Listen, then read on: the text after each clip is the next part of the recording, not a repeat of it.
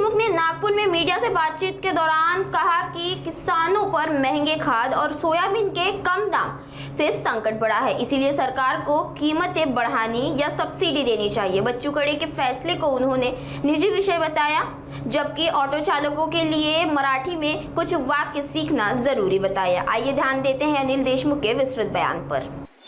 महाराष्ट्रातील शेतकरी अतिशय अडचणीत आहे। त्याच्या सोयाबीनला भाव नाही मिळाला, त्याच्या कापसाला भाव नाही मिळाला। आता कापसाचे भाव वाढले तर शेतकऱ्यांपाशी कापूस नाही, सर्व कापूस आता व्यापाऱ्यापाशी आहे, त्याला फायदा होणार। पीक विम्याचे पैसे मिळत नाही। अशातच आता काही दिवसांतर हंगाम येणार आहे आणि खताच्या किमतीमध्ये भरमसाठ वाढ झाली आहे। जवळजवळ 25% तर 85% रासायनिक खताच्या किमतीमध्ये वाढ झाली आहे। 20-20-0 याच्यामध्ये 25% वाढ झाली आहे। 24-24-0 याच्यामध्ये 23% वाढ झाली आहे। त्याचबरोबर एमओपी मध्ये 85% वाढ झाली आहे। त्याचबरोबर 10-26-26 याच्यामध्ये सुद्धा 25% वाढ झाली आहे।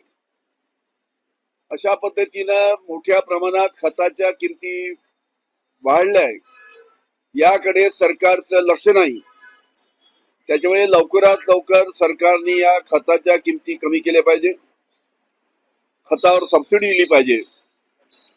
व त्याचबरोबर जे लिंकिंगचा प्रकार आहे की तुम्हाला डीएपी पाहिजे असेल तर डीएपी बरोबर तुम्ही सल्फर घ्या, डीएपी बरोबर तुम्ही नॅनो युरिया घ्या, अशा पद्धतीचा आग्रह धरला जातो। त्याचबरोबर तुम्हाला युरिया पाहिजे असेल तर तुम्ही नॅनो युरिया घ्या, सल्फर घ्या, अशा पद्धतीनं लिंकिंग केलं जातं। आणि या लिंकिंग मध्ये फक्त जे कृषी सेवा केंद्र आहेत त्यांनाच दोषी धरले जातं, पण याच्यामध्ये खरे दोषी आहेत ते आहे कारखानदार। कारखानदार या कृषी जे दुकान आहेत त्याच्यावर दबाव टाकून त्यांना लिंकिंग करायला लावतात।